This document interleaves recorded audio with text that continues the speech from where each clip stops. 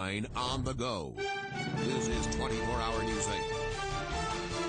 More hot weather, more records broken. West Michigan's heat wave continues today. Good evening, everyone. I'm Susan Shaw, starting off in studio.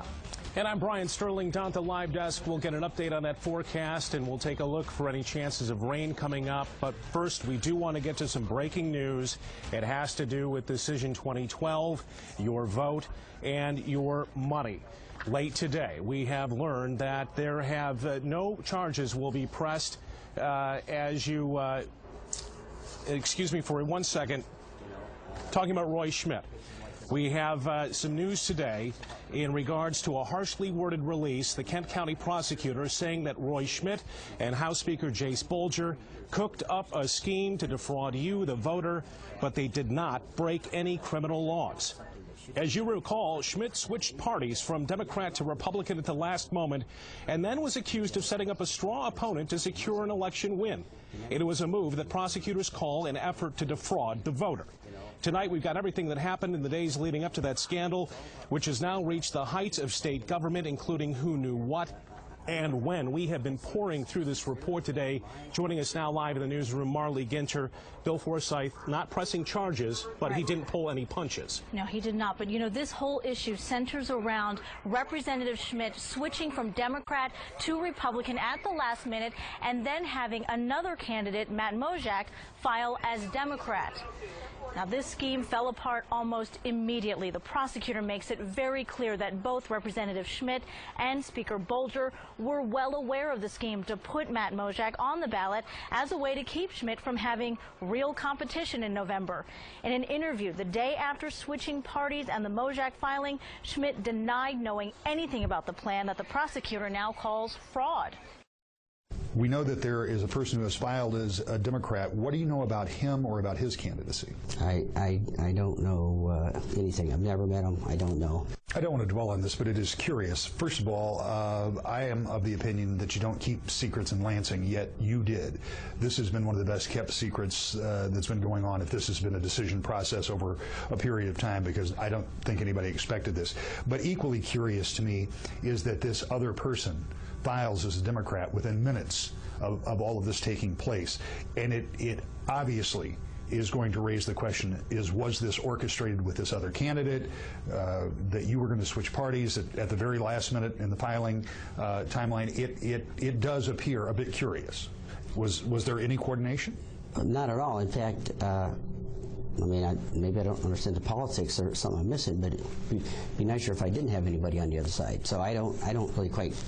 Well, I mean, there's no way of you knowing, and I'll ask him. But if you would have run as a Democrat, is it your anticipation that this other individual is going to file against you? I'm sure he is, or was, or yeah. And so you just listened to that interview, but now we've got some text messages from May 14th that tell a very different story. Now, these are between Speaker Bolger and Representative Schmidt that began in the morning. These text messages, as we're going to put them up on the screen, are verbatim of the report, including abbreviations and misspellings. So take a look. Speaker Bolger writes, "Any luck finding your Dem in your district? That's the last piece we need." Schmidt responds, "I believe we do. We'll know this afternoon." Then Speaker Bolger writes, "Can they get the paperwork to you and you get to me so we can get it in our hands? Show the GOP we're all set, then we'll file tomorrow." Schmidt later writes, "We have our man." Speaker Bolger asks, "Name?" Schmidt responds, "Matthew Mojak. He will be at the Secretary of State with a new address this afternoon." The Speaker then texts, "Had this completed, double-checked, and notarized. Bring tomorrow and we'll be all set. This will block any games anyone could try to play, and you will be clear." Speaker, is Matthew the same as you had before? He has to be able to say he's been living at the address in the district for 30 days before filing deadline. Schmidt writes, "No, this new one, and he has." Speaker, why does he need to change his address? Now, Kent County Prosecutor Bill Forsyth had strong words about the scheme, saying while it was not illegal, it was ill-conceived and poorly executed.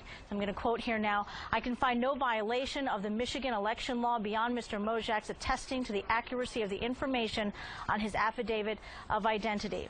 Although this scheme by Representative Schmidt and Speaker Bolger was clearly designed to undermine the election and to perpetrate a fraud on the electorate, it was nonetheless nonetheless legal. As for Bolger's involvement, the same day we interviewed Schmidt, we also spoke with the speaker. There is going to be much made by the Democratic Party, and the people on the other side are saying that the person who registered to run as a Democrat is being put up by either the Schmidt campaign, the Republican Party, the House Republicans. I talked with the representative today. He claimed to have no knowledge about that, yet we already have indications on our own investigation that he is a family friend, at least somewhat, maybe somewhat separated from the immediate family.